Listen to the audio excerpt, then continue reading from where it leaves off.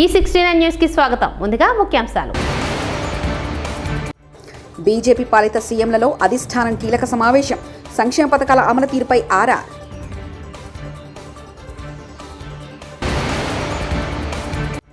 సగం సీట్లలో డిపాజిట్లు రాని భారస గురించి ఇప్పుడెందుకు? కోమటిరెడ్డి. హర్యానా గవర్నర్ బండారు దత్తాత్రేయ నివాసానికి మాజీ ఉపరాష్ట్రపతి వెంకయ్యనాయుడు.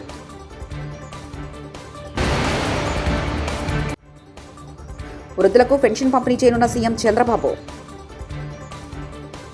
బీజేపీ పాలిత రాష్ట్రాల ముఖ్యమంత్రులు, ఉప ముఖ్యమంత్రులతో అధిష్టానం ఇవాళ్టి నుంచి 2 రోజుల పాటు సమావేశం కానుంది. ఢిల్లీలోని పార్టీ ప్రధాన కార్యాలయంలో జూలై 28న ఉదయం ఈ సమావేశం ప్రారంభమైంది.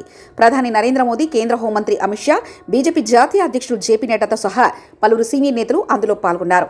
బీజేపీ పాలిత రాష్ట్రాల్లో కేంద్ర రాష్ట్ర ప్రభుత్వాల సంక్షేమ పథకాలు అమలు తీరుపై నేతలు చర్చించుకున్నారు. ప్రజలు ఎదుర్కొంటున్న ప్రధాన సమస్యలు ఈ సమావేశంలో చర్చకు రానున్నాయి. పేదల కోసం మోదీ సర్కార్ అమలు చేస్తున్న సంక్షేమ పథకాల అమలు తీరును చర్చించనున్నారు. 2 రోజుల పాటు దాదాపు 8 గంటల పాటు ఈ సమావేశం జరగనుంది. దక్షిణ కాశ్మీర్లోని పర్వతాల్లో భూమికి 3880 మీటర్ల ఎత్తులో ఉన్న అమర్నాథ్ ఆలయాన్ని దర్శించుకునే యాత్రికుల సంఖ్య ఏటేటా పెరుగుతుంది. అమర్నాథ్ యాత్ర ఏడాది గత సంవత్సరం రికార్డును బద్దలు కొడుతూ సరికొత్త రికార్డును సృష్టించింది. కేవలం 29 రోజుల్లో 4.51 లక్షల మంది యాత్రలో పాల్గొని అమర్నాథ్ గుహలోని మంచు శివలింగాన్ని దర్శించుకున్నారు.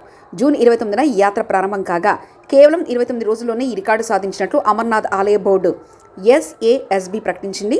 గత ఏడాది పూర్తి యాత్రాకాలంలో 4.45 లక్షల మంది అమర్నాథ్ని దర్శించుకున్నట్లు తెలిపారు. భాగ్యలక్ష్మి అమ్మవారి ఆశీస్సులతో తెలంగాణ ప్రజలంతా సుభిక్షంగా ఉండాలని మంత్రి కోమటిరెడ్డి వెంకటరెడ్డి ఆకాంక్షించారు. పాతబస్తీలో బోనాల ఉత్సవాల సందర్భంగా చార్మినార్ భాగ్యలక్ష్మి అమ్మవారిని ఆయన పట్టువస్త్రాలు సమర్పించారు. అనంతరం మీడియాతో మాట్లాడారు. గత సంవత్సరం వర్షాలు లేక రైతులంతా ఇబ్బంది పడ్డారని చెప్పారు. ఈసారి అమ్మవారి ఆశీస్సులతో సమృద్ధిగా వర్షాలు పడాలన్నారు. బారాసపై ఆయన విమర్శలు గుప్పించారు.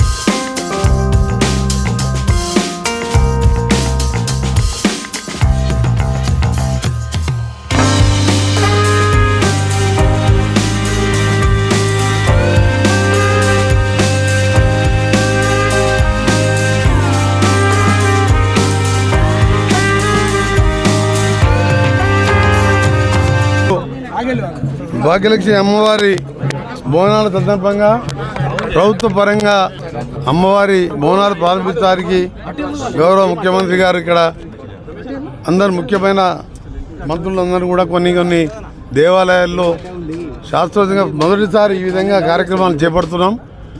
ఈ భాగ్యలక్ష్మి అమ్మవారి ఆశీస్సులతో తెలంగాణ ప్రజలందరూ, పట్టణ ప్రజలందరూ కూడా సుఖ సంతోషాలతో ఉండాలని అమ్మవారిని కోరుకోవడం జరిగింది.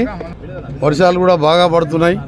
ప్రభుత్వం కూడా దాదాపు 11 లక్షల మంది రైతులకు 7,000 కోట్ల రుణమాఫీ చేసినాం. ఇంకో వారం రోజులలో మరొక 15,000 కోట్ల రుణమాఫీ చేయబోతున్నాం. ఆ తర్వాత మరొక 2 లక్షల రుణమాఫీ చేసి తెలంగాణ ప్రజలు బీదరికరించి బయటపడి అందరూ కూడా మంచిగా ఉండాలని ఆ కోరికతోనే తెలంగాణ రాష్ట్రం వచ్చిన సంగతి మీ అందరికీ తెలుసు. మీ అందరికీ చూసి 3 రోజుల కింద ప్రవేశపెట్టిన బడ్జెట్లో 10,000 కోట్లు మన తెలంగాణ చరిత్రలో కంబైన్డ్ ఆంధ్రప్రదేశ్ ఉన్నప్పుడు కూడా 10,000 కోట్లు ఎప్పుడు హైదరాబాద్ పెట్టలే. 10,000 కోట్లు హైదరాబాద్కే కేటాయించడం, దాదాపు 10,000 కోట్లతో మెట్రో పూర్తి చేయడం, మూసిని 30 నుంచి 40,000 కోట్లతోని ఒక తైపీ నదిలాగా, ఒక సబర్మతి నదిలాగా ఎక్కడైనా చుట్టుపక్కల పోయే ప్రజలకు, ఆ నివసించే పేద ప్రజలకు ఎన్నో రోగాలతో ఇబ్బంది పడుతున్నాం. దాన్ని కూడా క్లీనింగ్ చేసే ప్రక్రియ మొదలైంది. DPRలు తయారవుతున్నాయి. వచ్చే 3-4 సంవత్సరాలను పూర్తి చేయాలన్నదే మా లక్ష్యం. మెట్రో కూడా 3 సంవత్సరాలను పూర్తి చేయాలని పెట్టుకున్నాం. ఉస్మానియా హాస్పిటల్ ప్లేస్లో అదే డిజైన్తో కొత్త ఉస్మానియా హాస్పిటల్ రాబోతున్నది. అన్ని వసతులతో కూడినాము. హైదరాబాద్లో 5 హాస్పిటల్ పెద్దగా కడుతున్నాం, 4 LB నగర్, అల్వాల్, సనత్ నగర్, నిమ్స్లో. కానీ ఉస్మానియా ఉంటేనే ఈ ప్రాంత పేద ప్రజలందరికీ కూడా అందుబాటులో ఉంటుంది. మరొకసారి భాగ్యలక్ష్మి అమ్మవారి ఆశీస్సులతోని ప్రజలందరూ క్షేమంగా ఉండాలని, ఎలాంటి ఇబ్బందులు లేకుండా ఉండాలని, వచ్చే 4 ఏళ్ళు కాదు, ఇంకో 5 ఏళ్ళు కాదు, ఇంకో 10 ఏళ్ళు కాదు, ఇదే ఇందిరమ్మ రాజ్యం ఉంటుంది. మీకు అందరికీ అండగా ఉంటుంది. భాగ్యలక్ష్మి అమ్మవారి ఆశీస్సులు కూడా ఉండాలని మరొకసారి అమ్మవారిని ప్రార్థిస్తున్నాం. మనం ఇలా బోనాలు అంటే చాలా ప్రతిష్ఠితమైన పండుగ. భాగ్యలక్ష్మి అమ్మవారు అంటే ఇంకా ఎంతో పవిత్రమైన మహిమగల అమ్మవారు. ఈ సమయంలో తెలంగాణ ప్రజలు సాంప్రదాయ బోనాల పండుగ సందర్భంగా ప్రజలకు మాజీ ఉపరాష్ట్రపతి వెంకయ్య నాయుడు హృదయపూర్వక శుభాకాంక్షలు తెలిపారు. బోనాల పండుగను పురస్కరించుకుని హైదరాబాద్ రామ్నగర్లోని హర్యానా గవర్నర్ బండారు దత్తాత్రేయ నివాసానికి వెంకయ్య నాయుడు విచ్చేశారు. సమాజంలోని ప్రజలందరూ సుఖ సంతోషాలతో ఉండాలని, అందరి కుటుంబాల్లో ఆనందం వెల్లివిరియాలని వెంకయ్య నాయుడు ఆకాంక్షించారు. ఈ సందర్భంగా వెంకయ్యను బండారు దత్తాత్రేయ సెలవుతో సత్కరించారు.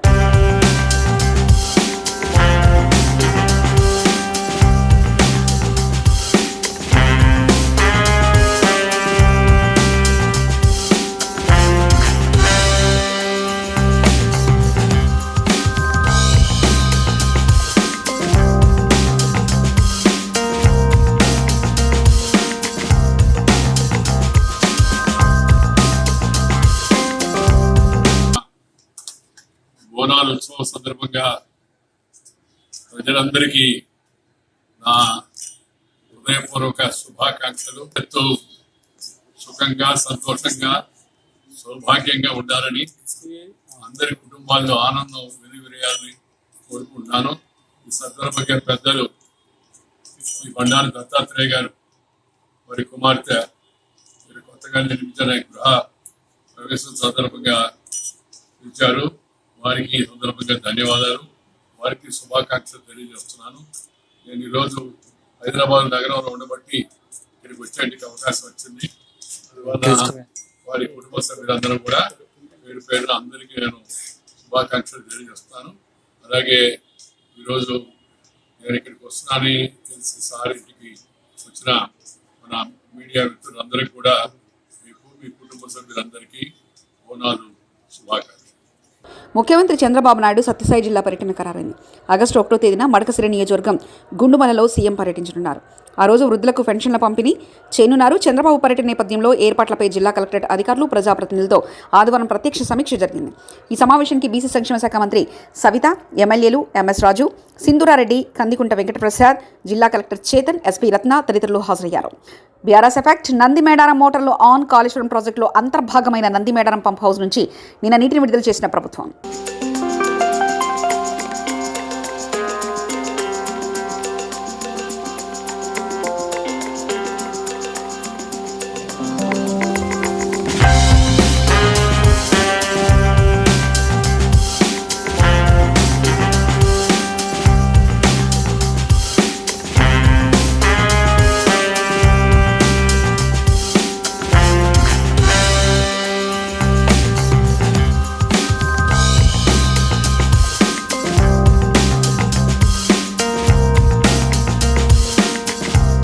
Kaleshwaram motor switch on, Kaleshwaram link to కింద మోటార్ ఆన్ చేసి ఎల్లంపల్లి ప్రాజెక్టు నుంచి మధ్యమానేరు ఎత్తిపోతలు ప్రారంభం. ఆగస్టు 2లోగా కాళేశ్వర పంపులను ఆన్ చేయకుంటే 50,000 మంది రైతులతో వచ్చి తామే ఆన్ చేస్తామని కేటీఆర్ ఇచ్చిన అల్టిమేటానికి కాంగ్రెస్ ప్రభుత్వం తలగ్గింది. గాయత్రి పంప్ హౌస్ ద్వారా నీటి విడుదల చేసింది. దీంతో రేవంత్ సర్కార్ కుట్ర బయటపడింది. కావాలనే నీలియకుండా ఇన్ని రోజులు తమ పొలాలు ఎండబెట్టారని రైతులు ఆగ్రహం వ్యక్తం చేస్తున్నారు.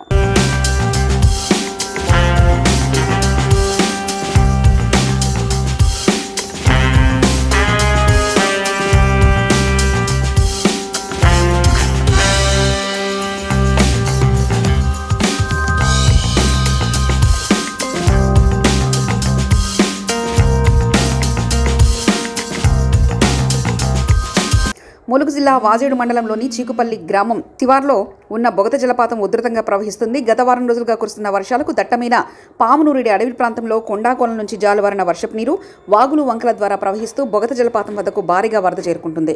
ప్రవాహ ఉధృతి పెరిగిన నేపథ్యంలో బొగత జలపాతం దృశ్యాలను వీక్షించేందుకు పర్యాటకులను అటవీశాఖ అధికారులు అనుమతించడం లేదు.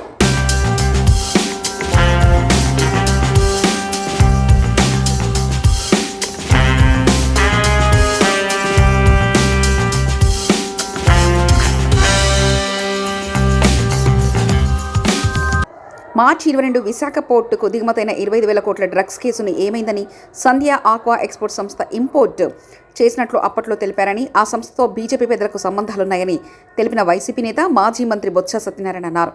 ఆదివారం ఆయన విశాఖలో మీడియాతో మాట్లాడుతూ ఎన్నికల ముందు వైసీపీ పార్టీపై నిందలు వేశారని, పార్లమెంట్లో ఎంపీలు ఈ విషయాన్ని ప్రశ్నించాలని, వాస్తవాలేంటి, ఎందుకు ఉపేక్షిస్తున్నారో చెప్పాలని డిమాండ్ చేశారు.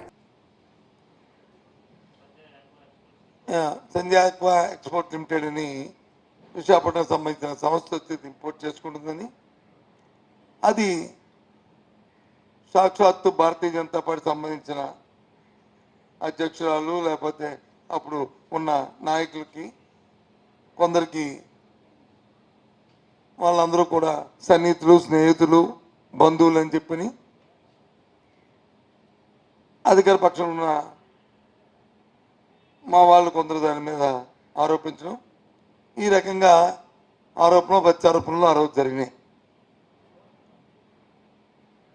ఒకరోజు అధికార పార్టీ దీన్ని ఇంపోర్ట్ చేసింది అనేది ఒకటి కాదు, ప్రతిపక్షం తాలూకా భారతీయ జనతా పార్టీ, తెలుగుదేశం పార్టీకి సంబంధించిన బంధువులే దాన్ని ఇంపోర్ట్ చేశారని చెప్పేసి జరిగినాయి. వాటర్ మేబీ అది పక్కన పెడితే నేను ఇవాళ డిమాండ్ చేస్తుంది ఏంటంటే, దయచేసి అధికారం ఉన్న పెద్దల్ని, అలాగే నూతనంగా మన ఉత్తరాంధ్ర నుంచి ఎన్నికైన పార్లమెంట్ సభ్యుల్ని, పార్లమెంట్ జరుగుతుంది, దయచేసి దీన్ని ఒక ప్రశ్న వేయండి. ఏమైంది? 25,000 కోట్లు అంటే మాటలు కాదు, 25 లక్షలు కాదు. ఏమైంది? ఇది ఇంట్లో వాస్తవాలు ఎంత? వాస్తవాలు అయితే ఎవరెవరు ఇందులో ఇన్వాల్వ్ అయి ఉన్నారు, వారిని ఎందుకు ఉపేక్షిస్తున్నారు అని దాని మీద కావాలి.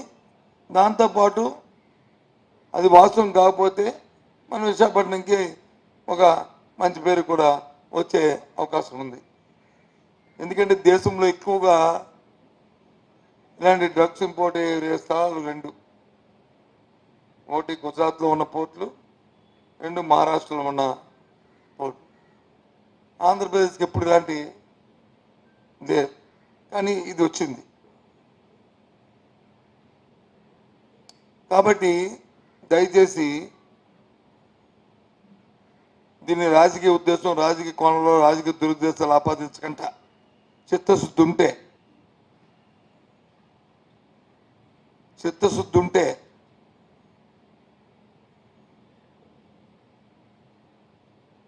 స్థానిక నాయకత్వం అయితే రాష్ట్ర ప్రభుత్వాన్ని కోరండి, ఎంక్వైరీ దీని మీద దర్యాప్తు చేసి వెంటనే దీన్ని నివేదిక తెప్పించాలి.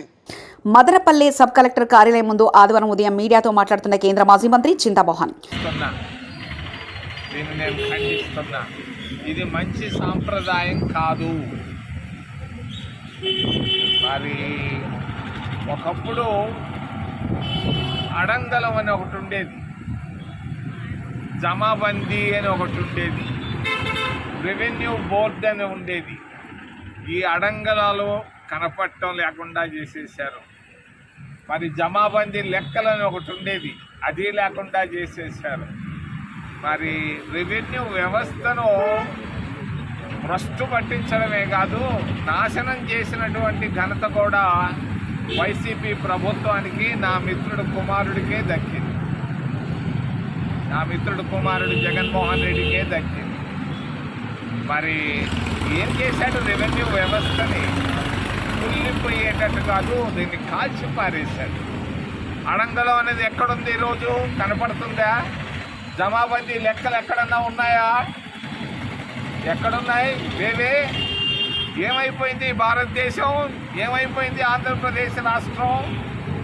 200 సంవత్సరాల నాడు లార్డ్ మెకాలే అనే ఆయన 1820 సంవత్సరంలో రెవెన్యూ చట్టాలను తీసుకొని వచ్చాడు, చక్కటి రెవెన్యూ చట్టాలని. అప్పుడు మనం మద్రాసు రాష్ట్రంలో ఉన్నాం. మద్రాసు రాష్ట్రంలో ఆంధ్రప్రదేశ్ కలిసి ఉన్నప్పుడు తీసుకొచ్చినటువంటి చట్టాల వల్ల మరి జమాబందీ లెక్కలు, అడంగలాలు వచ్చాయి. బీజేపీ పాలిత సీఎంలలో అధిష్టానం కీలక సమావేశం, సంక్షేమ పథకాల అమలు తీరుపై ఆరా.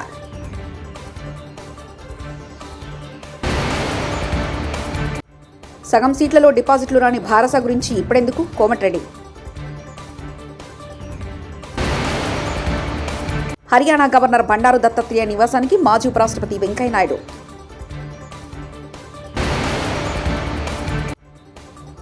వృద్ధులకు పెన్షన్ పంపిణీ చేయనున్న సీఎం చంద్రబాబు.